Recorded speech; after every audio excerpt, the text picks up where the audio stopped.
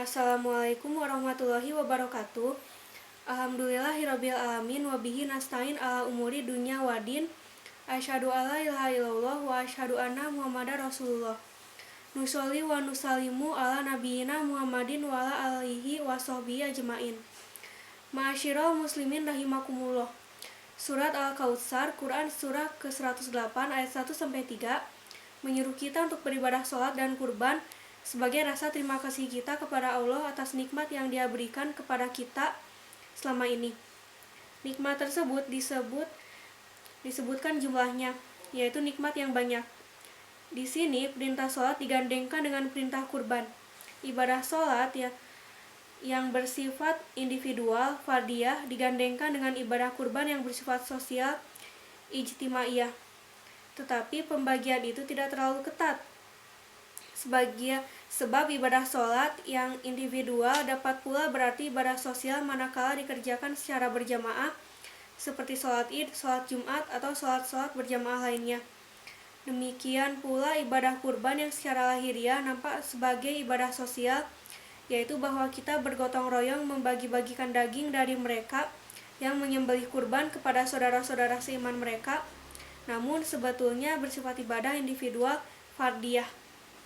Individu orang itulah yang berkurban, dan Allah hanya meminta ketakwaan dari orang yang berkurban itu, karena darah dan daging kurbannya sendiri tidak akan sampai pada Allah. Seperti disebutkan dalam Al-Quran, lan yanala luhumuha wala dima'uha walakin yanaluhu al-taqwa minkum. Daging-daging unta dan darahnya itu sekali-kali tidak dapat mencapai keridhaan Allah, tetapi ketakwaan dari kamulah yang dapat mencapainya. Quran surah ke-22 ayat 37.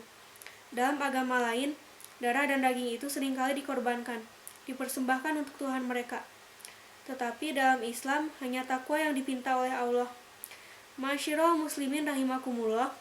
Demikianlah maka ibadah kita pada Allah dengan hari raya kurban atau hari raya haji ini adalah ibadah fardiyah dan ijtimaiyah. Ibadah ini telah diajarkan kepada kita melalui peristiwa keluarga yang soleh, yaitu keluarga Nabi Ibrahim. Oleh karena itu, peristiwa kurban pun mengajarkan kepada kita tentang ibadah yang bersifat pendidikan, tarbiyah. Nabi Ibrahim menunjukkan bahwa sebelum kepada orang lain, pendidikan itu harus diterapkan dulu di keluarga. Pada peristiwa kurban, Nabi Ibrahim sudah mendidik anak dan istrinya supaya berkarakter sabar. Bahkan kepada dirinya sendiri, Nabi Ibrahim mendidik dirinya untuk lebih mencintai Allah daripada yang lain-lain, termasuk keluarganya sendiri. Bayangkan membiarkan istri yang tengah mengandung di lembah yang tidak mempunyai tanam-tanaman, biwadin goiridi zar'in. Quran surah ke-14 ayat 37. Tetapi karena itu adalah perintah Allah, maka beliau pun mentaatinya. Demikian karena kita mencintai Allah, Allah pun akan mencintai kita. Ketika kita menolong agama Allah, kita pun ditolong Allah. Intan suruh Allah yang suruhkum. Quran surah ke-47 ayat 7. Memang begitulah sebaiknya. Sebelum kita mendidik orang lain, didik dulu diri kita. Sebelum menilai orang lain, nilailah dulu diri kita. Hasibu qabla antuhasabu. Di dalam peristiwa kurban dulu, Nabi Ibrahim sudah memberi teladan, memberi contoh. Sebagai guru beliau sudah memberi tauladan. Ingarso sung tulodo. Siti Hajar sudah menunjukkan sebagai istri solehah di padang pasir dengan hamil matang. Siti Hajar tentu saja merasa takut. Dia tanya kepada Nabi Ibrahim sampai 3 kali. Namun mulanya Ibrahim tidak menyahut. Tetapi ketika ditanya, apakah Allah yang memerintahkan hal ini? Allahu amaroka bihado. Barulah Nabi Ibrahim menyahut membenarkannya. Setelah yakin bahwa ini adalah perintah Allah, rasa takut yang tadi ada pun hilang, sirna diganti dengan keyakinan sepenuhnya kepada Allah. Jiwa tauhid pun memenuhi diri Siti Hajar. Ismail adalah sosok anak yang mempunyai pendidikan yang bagus dari orang tuanya. Ismail adalah anak yang patuh dan penyabar.